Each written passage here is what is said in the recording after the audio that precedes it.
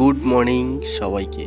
শীতের সকালের ঠান্ডা পরশের কুয়াশাযুক্ত সুপ্রভাত।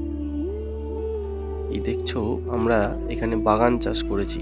কলকাতায় থেকেও বাগান চাষ করতে ভালোই লাগে, খাওয়ার মতো। এখানে দেখছো পালং শাক। পালংগুলো বেশ কিছুদিন হয়ে গেছে। এখন এই পালংগুলো হালকা হালকা শীষ পালংয়ের জন্য রাখা হয়েছে, যেটা খেতে অসাধারণ লাগে। পরবর্তীতে দেখতে পাচ্ছ এটা টমেটো গাছ।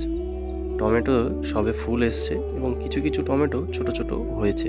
এটা দেশি টমেটো, খেতে দারুণ মজা, মাছের ঝাল অথবা ঝোল। পরবর্তীতে দেখতে পাচ্ছ বেগুন গাছ, সবে মাত্র ফুল এসছে এবং সাথে রয়েছে শশা গাছ।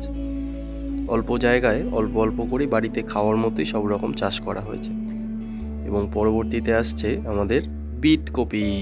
শীতকালে এই বিট ভাজা খেতে অসাধারণ লাগে। তবে বিট কপির অনেকগুলি উপকারিতা রয়েছে, যেমন রক্তের রং গাঢ় করে এবং আমাদের শরীরের রক্তের লোহিত রক্তকণিকা বৃদ্ধিতে সাহায্য করে। বাগানের টাটকা শাকসবজি, সব সবজিরই কিছু না কিছু উপকারিতা থাকে। তার মধ্যে কিছু কিছু শাকসবজির উপকারিতা অনেক বেশি এবং কিছু কিছু শাকসবজির উপকারিতা কিছুটা কম। পরবর্তীতে ওলকপি। ওলকপিগুলি আমাদের বেশ বড় হয়ে গেছে এবং এরপরে আসছে পেঁয়াজকালি। এখানে ছিল নোটে শাক। নোটে শাকগুলি শেষ হয়ে যাওয়ার পরে পেঁয়াজকালিগুলি সবে লাগানো হয়েছে, তাই খুব একটা বড় হয়নি। পরবর্তীতে এসে গেছে গাজর গাছ।